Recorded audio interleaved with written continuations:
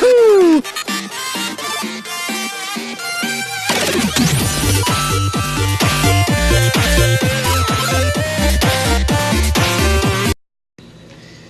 It's so intense. I can't even imagine how people are just reactions to that the ending.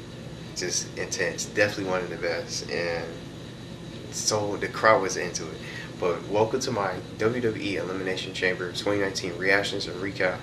It's going to be a little bit quicker than before and than usual because there's not that many matches here to go through. So I'm just going to talk about every match and listen to the description, all the matches that took place with the full match card, and then also what I did not know was the kickoff matches that we have here, which was the Cruiserweight title between Buddy Murphy and Akira Tozawa. That was the only match of this pre-show or this kickoff show, I want to say. That was basically that took place, and then we had a moment of bliss from Alexa Bliss where she basically predicts her pick of who she think might win the women's tag team title match in Elimination Chamber tag team title match, the first ever Elimination Chamber match that we got to see for the women's division. Really good. So this was just one of the best shows. I think overall I really enjoyed the show, but one particular match I'm going to mention was not really all that good and very short. But just to start, the kickoff match was just Buddy Murphy and Akira Tozawa, and as I predicted, Buddy Murphy ended up retaining the title against Akira Tozawa. A well-fought,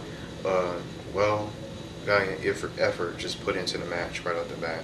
But the cruiserweight matches are always entertaining, so there's nothing else to really be bored of from when you watch these cruiserweight matches as a whole. But the other part was a moment of bliss, just like I mentioned, where Alexa Bliss made her predictions of who of the team that she thinks might end up winning the women's tag team match. So she picked Nia Jax and Tamina because they were the dominant force in the other match. So that was basically the whole kickoff show. And then just promos for all the matches to take place of the show for the main show of the Elimination Chamber. So on to the main show. And just like I was just talking about, the women's tag team match was the very first match. And it was the Iconics, who I would love. I wish that they ended up winning. But just as I predicted, I knew that Sasha Banks and Bayley was going to take this one and ended up winning the match and becoming the first ever women's tag team champions. I don't know how this is going to work though. Like, my question is, really quickly, they have tag teams. They have these tag team duos of just random tag teams that are not really besties, like the Miz and Shane that they had pair up with each other, like Sheamus and Cesaro, all those different tag teams and stuff like that. Why don't they? I wonder if they're gonna ever just combine the brands and just have them all, just have a dual brand and make them combine Raw and SmackDown again to make how is this tag team division, how does this tag team championship gonna work? Because now the team of Raw was a duo. It was Raw and SmackDown teams in the mix-up in this match. How is this gonna really work? How are the SmackDown superstars of the women's division on Tuesday night gonna get involved to really try to compete for the tag team championship match for the women's tag team, the women's tag team championships? How are they going to even get into the title picture? Are they going to move over to Raw all of a sudden and make a appearance on both shows now to try to compete? How are the SmackDown superstars going to compete for this title? I wonder how they're going to really do this. Since a Raw tag team of Bayley and Sasha took over, will it only be Raw tag team women's? Will it be only a Raw exclusive tag team title now? A Raw brand title? I wonder how this is just going to work here now that they had this already take place. But the Boss and Hug Connection are the new champions. So I just really enjoyed this match. This was really good. And at first I thought Sonya Deville and Mandy Rose were going to win. That would have been such a surprise. And it seemed like some of the crowds were going to really cheer for them. And some people, I could hear the boos as well when Bayley and Sasha Banks won, as if they didn't see this coming. So the next match, The Miz and Shane taking on the Usos and for the SmackDown Tag Team Championship. And by surprise, the Usos ended up becoming the new Tag Team Champions. So I didn't think they were going to have The Miz and Shane drop the titles. But this was another good match that I really enjoyed. But I didn't see the Usos really winning. But I'm cool with them because they're really a really good tag team. So I'm sure I'll see The Miz and Shane bouncing back maybe. I thought Shane was going to probably attack Miz, or maybe Miz was going to attack Shane. I thought they were going to have like a fallout, but it seemed like they're not going to let let that duel go away yet anytime soon. The next match, Bobby Lashley and Lio Rush taking on Finn Balor, who didn't go demon, unfortunately, in a 2-on-1 handicap match for the Intercontinental title.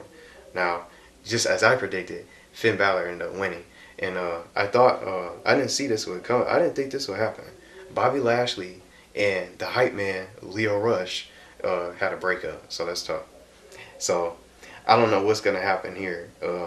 Is Lio Rush going to be supporting Finn Balor? Is he probably going to be trying to ask for Bobby Lashley to forgive him tomorrow on the show during Monday Night Raw? Or maybe he's going to screw over Bobby Lashley now when he wants to try to get his title match over, and maybe he'll favor Finn Balor, and then he'll probably become Finn Balor's hype man, or maybe another superstar's hype man, or maybe they'll just have him just do his own thing and just throw him away somewhere back to the Cruiserweight division, just like they already have. But I don't know what they're going to do next, honestly.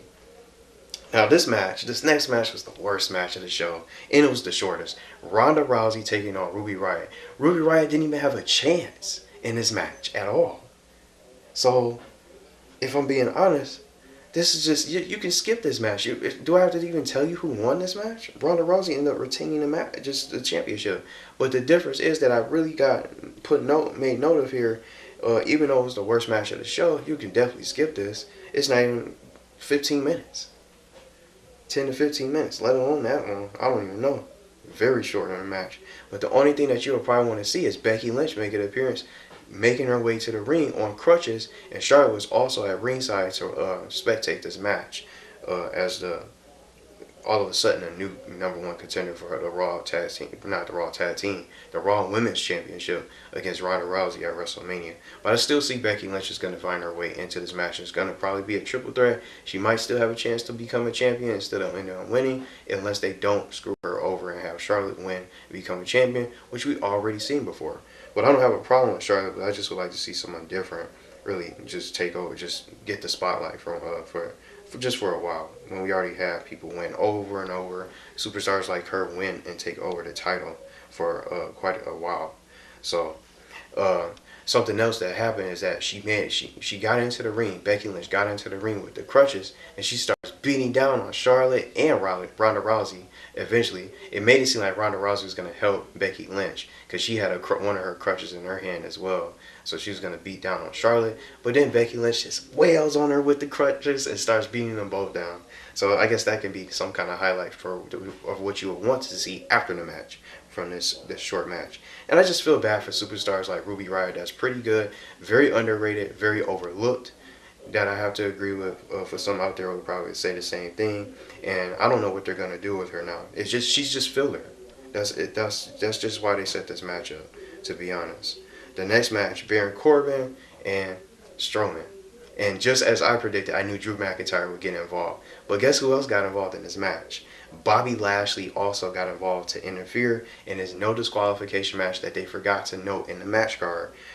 So they ended up beating down Braun Strowman, making him weakening him, and doing their signatures. He got hit with a claymore, and Bobby Lashley speared him, and all types of the double team, the numbers game on Braun Strowman. I'm really surprised now a single superstar came out there to help him.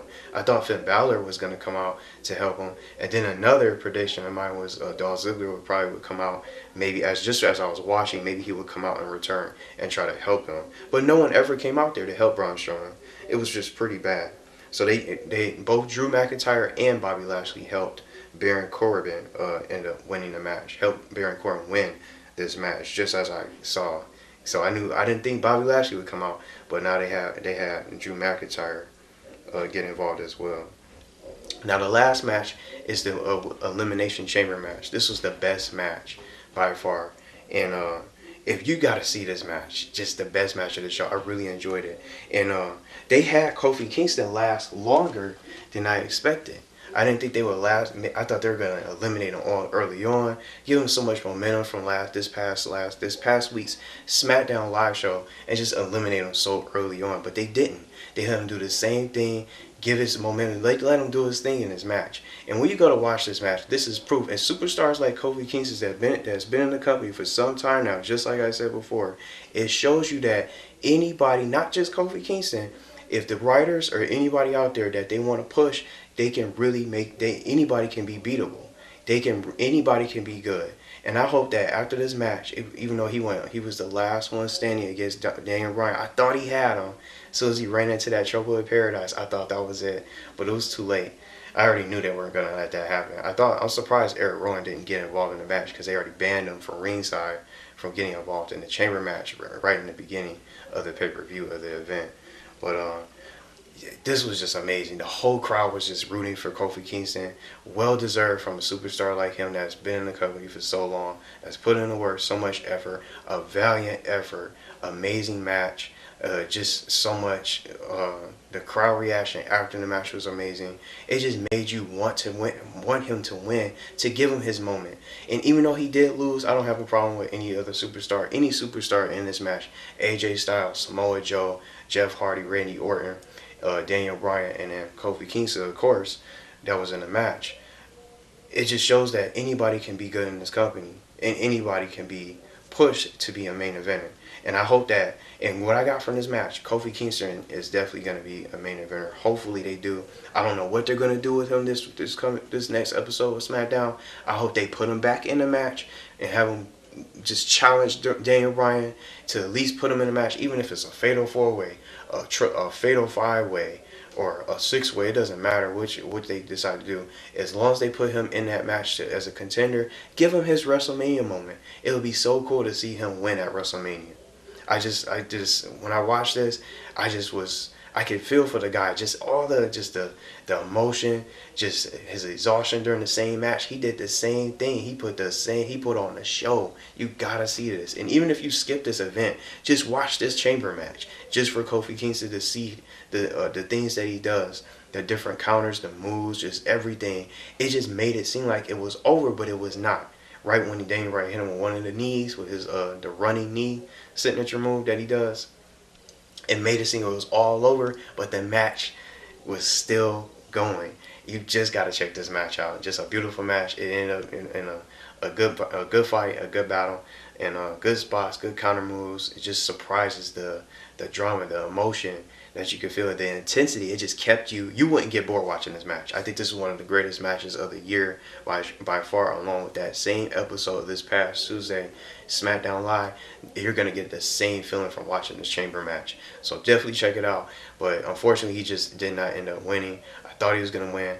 If they did have him win, just like I said from my predictions video from yesterday, it would have been cool to just have him win one time and then just have him just drop the belt maybe the next night or maybe the next week or maybe at the next event, which is at Fastlane. So maybe he'll probably become a champion at Fastlane. I just don't know. Is that a Raw pay-per-view, or is that a dual brand pay-per-view, or is it just for SmackDown exclusively pay-per-view? So I'm not really sure. But that was basically the whole show. Nothing else really new.